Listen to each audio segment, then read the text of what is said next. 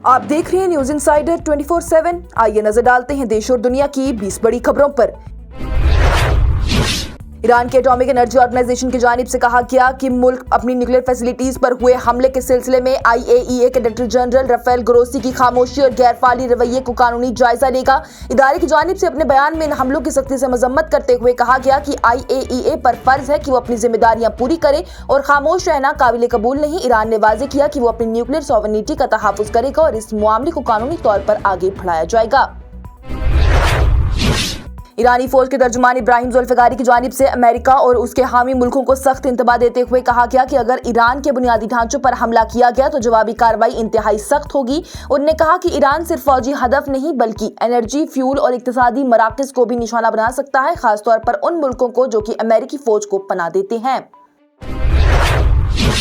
ईरानी फौज के सदर आमिर हतामी की जानिब से कहा गया कि अगर अमेरिका ने जमीनी हमले करने की कोशिश की तो दुश्मन जिंदा नहीं बचेगा। उन्होंने फौज को हिदायत दी है कि दुश्मन की हर हरकत पर कड़ी नजर रखी जाए और मुनासिब वक्त पर पूरी ताकत के साथ जवाब दिया जाए ताकि मुल्क की हिफाजत यकीनी बनाई जा सके।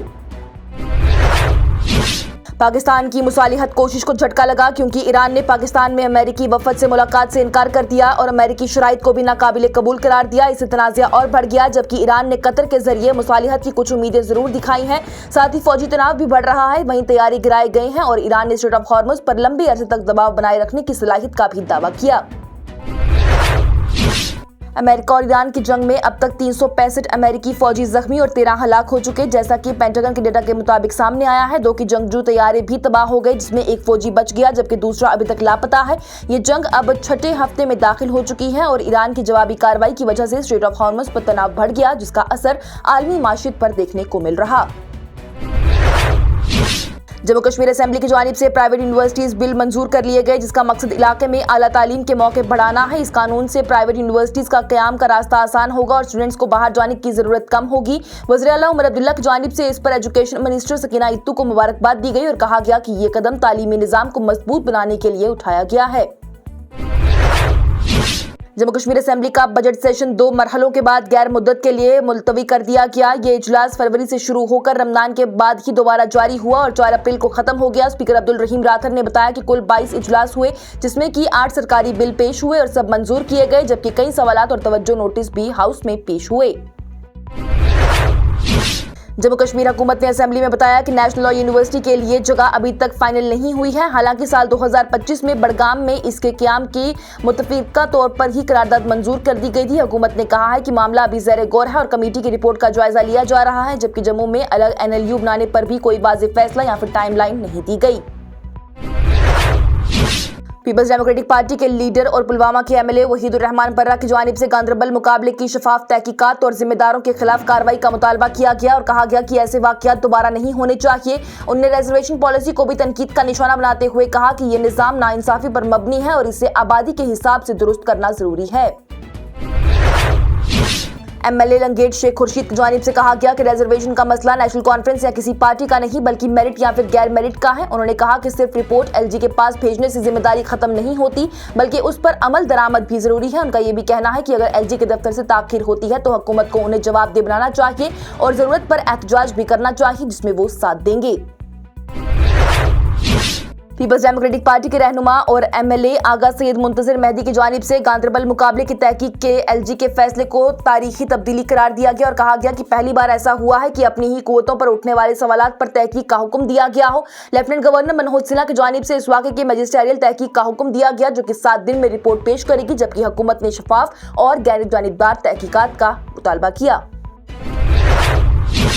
दिल्ली की अदालत ने अल-फलाह ग्रुप के चेयरमैन जावेद अहमद सिद्दीकी को पैसा सफेद करने और जमीन के फर्जी मामले में 14 दिन के लिए जुडिशियल हिरासत में भेज दिया है। ED के मुताबिक उन पर इल्जाम है कि उन्होंने फर्जी दस्तावेजों के जरिए 45 करोड़ की जमीन हासिल की और तालीमी इदारों के फंड्स का गलत इस्तेमाल भी किया। ये मामला उनके खिलाफ पहले से चल रही तहकीक का हिस्सा रहा।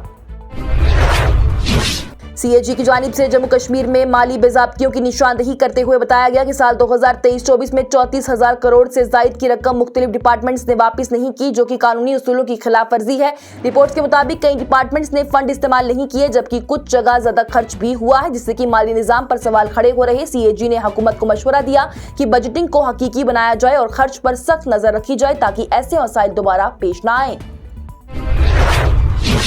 एमएलए हंदवारा सुजात लोन की जानिब से असेंबली में हुकूमत पर सख्त तनकीद करते हुए कहा गया कि वो 3 इजलासों से तिजारती लीज की तफसीलात मांग रही हैं, लेकिन अब तक कोई वाज़ेह जवाब नहीं मिला। उन्होंने कहा कि ये अवाम का हक है कि उन्हें पता हो सरकारी जमीन कितनी लीज पर दी गई है और उससे कितनी आमदनी आ रही है। लोन ने यह भी कहा कि स्पीकर को लिखने के बावजूद मालूमात फराहम नहीं की गई और हुकूमत की ये खामोशी शफाफियत और जवाबदेही को नुकसान पहुंचा रही है।